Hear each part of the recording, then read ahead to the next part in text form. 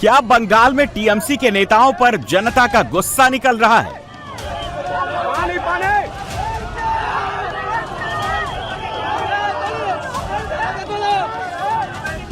दो दिन के भीतर दूसरे और 4 दिन के भीतर तीसरे टीएमसी सांसद को जनता के आक्रोश का सामना करना पड़ा है।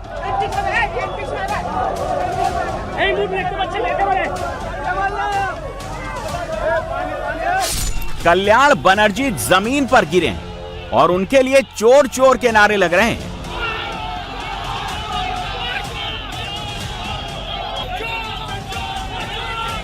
कल्याण बनर्जी के सड़क पर गिरने के ठीक पहले की तस्वीर देखिए। टीएमसी सांसद आक्रामक तरीके से नारेबाजी करने वालों की तरफ बढ़ते हैं। इसी दौरान दावा किया जा रहा है कि कोई चीज उनके सिर से टकराई और कल्याण बनर्जी नीचे गिर गए।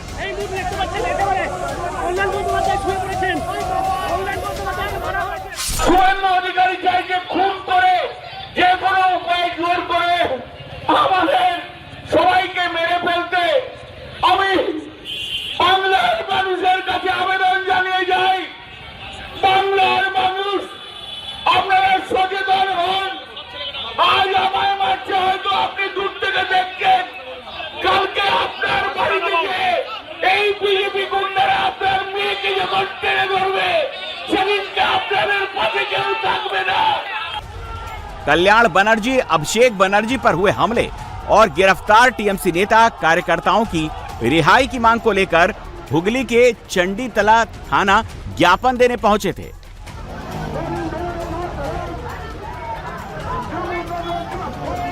इसी दौरान ज्ञापन सौंपने से पहले तृणमूल और बीजेपी कार्यकर्ताओं के बीच तीखी नारेबाजी शुरू हो गई।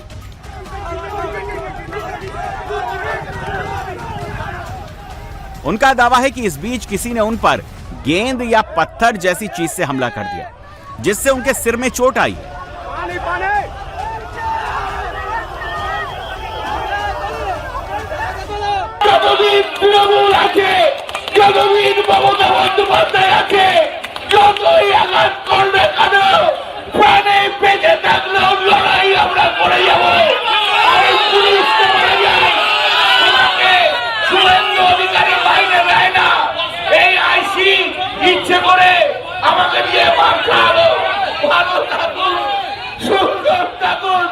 কিন্তু প্রতিবাদ করুন বাংলার মানুষ, আপনারা সত্যি সত্যি প্রতিবাদ করুন। প্রতিবাদ না করলে এ বাংলা চাপবে না, এ বাংলার স্বাধীনতা হরণ হয়ে গেছে। सिर पर भीगा हुआ रुमाल रखे कल्याण बनर्जी ने आरोप लगाया कि उनकी हत्या की साजिश रची गई थी, लेकिन सीआरपीएफ के जवानों की वजह से उनकी जान बच गई। There was 10 or 15 BJP goons with saffron that cloth. All of a sudden shouted slogans and created a rivalry atmosphere. They were abusing me, but I was proceeding. And that point of time, a stone was thrown at my head.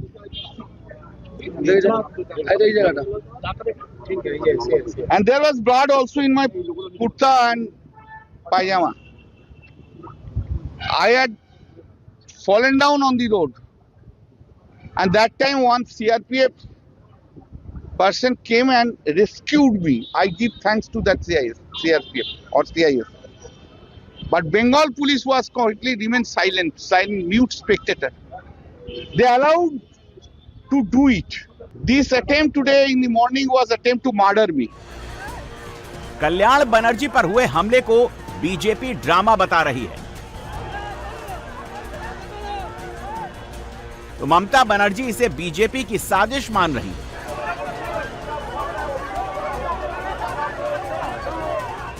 Mamata Banerjee ने tweet किया कि कल BJP समर्थकों ने लोकसभा में सदन के नेता अभिषेक बनर्जी पर बेरहमी से हमला किया और उनके साथ लिंचिंग की। इस घटना के डराने वाला वीडियो सार्वजनिक रूप से उपलब्ध है।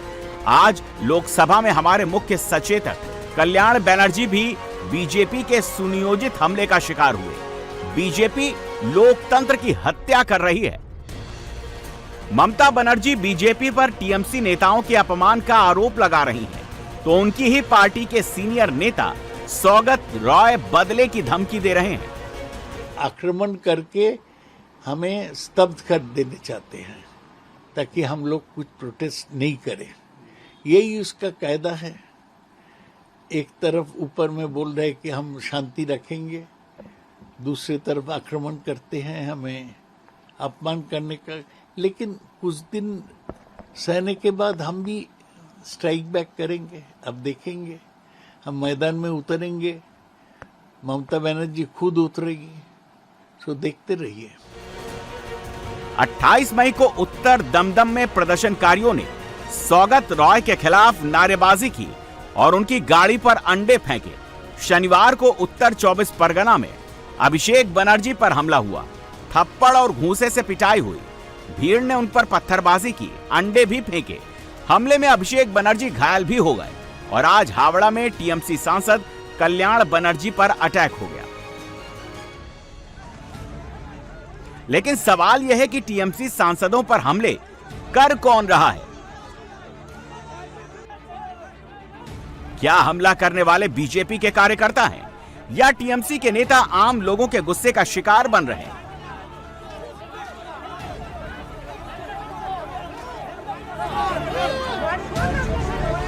या फिर किसी प्लानिंग के तहत टीएमसी नेताओं पर निशाना साधा जा रहा है? यह सवाल इसलिए उठ रहा है कि अभिषेक बनर्जी पर हमला करने के आरोप में पुलिस ने 5 लोगों को गिरफ्तार किया है। हैरानी की बात यह है कि अरेस्ट किए गए लोगों में से 3 निर्मल सेन गुप्ता, देवाशीष दत्ता और काजल दास सोनारपुर दक्षिण से टीएमसी की पूर्व विधायक लवली मैत्रा के करीबी हैं। देखिए, अभी तक जो जानकारी मिली है 6 लोगों को अरेस्ट किया गया। तो 6 के 6 पुलिस के पास प्रूफ है कि लावली मैत्र जो वहाँ के लोकल एमएलए थे पहले तृणमूल कांग्रेस के, उनके नजदीक वाले हैं, काउंसिलर के नजदीक के लोग हैं। तो अभी एक नया पहलू इस घटना का खुल गया है कि ये जो आक्रमण, जो अटैक अभिषेक बनर्जी के ऊपर हुआ, ये अटैक किसने किया या किसने करवाया? क्या बीजेपी के ऊपर जो इल्जाम दिया जा रहा था वो बीजेपी का लोग तो वहां पे नहीं थे, तृणमूल के लोग पकड़े जा रहे थे। तो तृणमूल ने ही प्लान करके क्या ये अटैक करवाया, इसका भी इंक्वायरी होनी चाहिए। अभिषेक बनर्जी पर भीड़ ने इतनी तेजी से हमला किया कि ना तो पुलिस और ना ही टीएमसी के समर्थक उन्हें बचा पाए।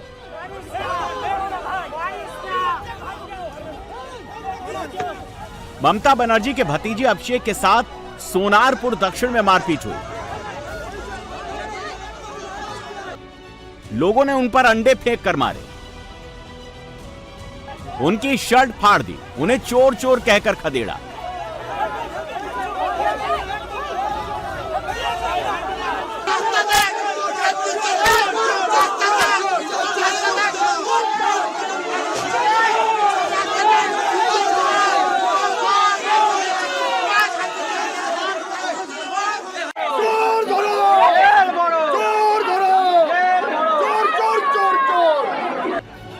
अभिषेक पर जो हमला हुआ वो अचानक नहीं हुआ। सोनारपुर के लोग भारी गुस्से में थे। कुछ तस्वीरें आई हैं जिसमें सोनारपुर इलाके की कुछ महिलाएं पहले से हाथों में लेकर अभिषेक बनर्जी का इंतजार करते नजर आ रही थी।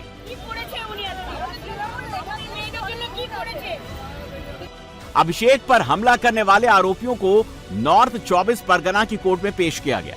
पेशी के दौरान आरोपियों ने माना कि वो टीएमसी के साथ जुड़े हुए हैं। অভিষেককে মারলেন কেন? 1998 সালে তৃণমূল কংগ্রেসের সাথে যুক্ত, আমি অভিষেককে মারবো? তুমি আমার সাথে যোগাযোগ করে তাহলে আপনাকে কেন ধরলো? আপনাকে কেন ধরলো? घटना के बाद अभिषेक बनर्जी को बेले व्यू हॉस्पिटल कोलकाता ले जाया गया। अभिषेक की जांच के बाद बेले व्यू अस्पताल ने उन्हें छुट्टी दे दी, क्योंकि अभिषेक की छाती पर चोट के निशान के अलावा कोई गंभीर शारीरिक चोट नहीं आई थी। जिसके बाद गुस्से में तमतमाई ममता बनर्जी ने आरोप लगाया कि डॉक्टरों को धमकी दी जा रही है कि वो अभिषेक को अस्पताल में भर्ती न करें। इतना ही नहीं, गंभीर चोट को हल्का करके दिखाया जा रहा है। इसके बाद ममता बनर्जी अभिषेक को अपने साथ लेकर घर चली गईं, जहां उनका इलाज किया जा रहा है।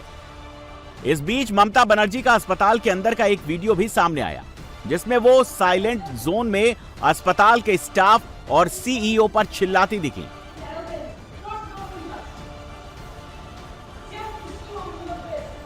এত গুন্ডামি, এত গদ্দারি, এমনকি অমানবিকভাবে যদি কেউ হসপিটালে ভর্তি হয় তাহলেও তাকে ট্রিটমেন্ট করা যাবে না। তাদের পরিবারে যদি এই ধরনের ঘটনা ঘটে তখন কি হবে? চিরকাল তো একজন চেয়ারে থাকে না। আমার মনে হয় দিল্লির বিজেপি নেতারাও এত খারাপ নয়।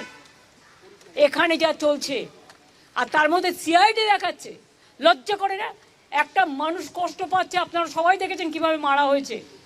আর যে পাথরটা ছবি আমাদের কাছে এসছে, যদি ছুটতো আর ওই লোকাল ছেলেরা যদি একটা হেলমেট না দিত ওর মাথায়, তাহলে স্পট ডেথ হয়ে যেত।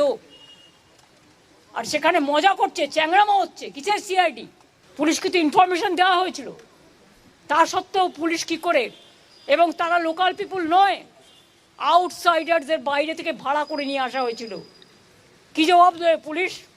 হসপিটালকেও ভয় দেখাচ্ছে, ডাক্তারকেও ভয় দেখাচ্ছে, মানুষকেও ভয় দেখাচ্ছে, বিভিন্ন সম্প্রদায়কে ভয় দেখাচ্ছে। এর উত্তর কিন্তু জনগণই দেবে। আজকের দিনটাই সব নয়। ममता बनर्जी अस्पताल पर गंभीर आरोप लगा रही हैं, बीजेपी को अहंकारी पार्टी बता रही हैं। लेकिन अस्पताल के भीतर की एक और तस्वीर आपको दिखाते हैं, जिसमें वो सीधे सीधे अस्पताल के सीईओ प्रदीप टंडन को धमका रही हैं।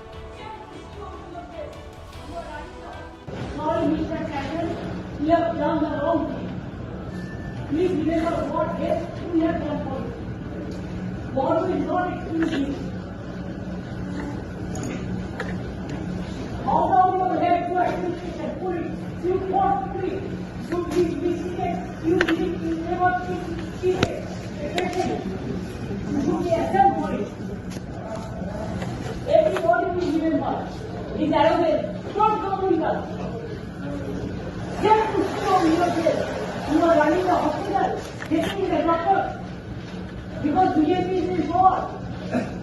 Tomorrow India central government is not just them to protect them. For your help, you should be say that sound. Abhishek Banerjee पर हमले के बाद राहुल गांधी ने ममता बनर्जी से बात की थी, जिसके बाद ममता बनर्जी ने उनका शुक्रिया भी कहा। आज अभिषेक बनर्जी ने ट्वीट किया और राहुल गांधी के समर्थन के लिए उन्हें धन्यवाद दिया। अभिषेक बनर्जी ने कहा कि वो सिर्फ जनता के सामने झुकेंगे, सत्ता में बैठे लोगों के सामने कभी नहीं। लोकतंत्र को कमजोर करने वालों के खिलाफ उनकी लड़ाई जारी रहेगी। अभिषेक बनर्जी पर हमले को लेकर बंगाल बीजेपी के नेताओं का ये कहना है कि ये जनता का टीएमसी के खिलाफ गुस्सा है। बीजेपी सांसद सौमित्र खान ने कहा कि अभिषेक के डीजे वाले बयान से जनता भड़की हुई थी। वो तो खुद चोर है, खुद डाकू है, खुद दुष्कृति है, टेररिस्ट है अभिषेक बंदोपाध्याय। उसको ऐसे बात नहीं है, वो अच्छा आदमी है। वो तो सबसे डीजे बजाने की बात कर रहा था, उसका डीजे नहीं बजा, उसने हम भारतीय जनता पार्टी युवा वर्कर को धन्यवाद देना चाहता हूँ। उसका गोबर जल फेंकना चाहिए था। वो अभिषेक बंदोपाध्याय जो डीजे का बात कर रहा था ना, उसी का फल है। सोनारपुर में डीजे बजाने का फल है, इसमें कोई बीजेपी का रोल नहीं है। 321 लोगों का हत्यारा, भारतीय जनता पार्टी कर्मी, लाखों घरों को उजाड़ने वाला, हजारों परिवार को बंगाल छोड़ने पर मजबूर करने वाला, करोड़ों की संख्या में लोगों पर मिथ्या मामला करने वाला अभिषेक बनर्जी आज चोर चोर के स्लोगन के साथ सोनारपुर की जनता ने उसका स्वागत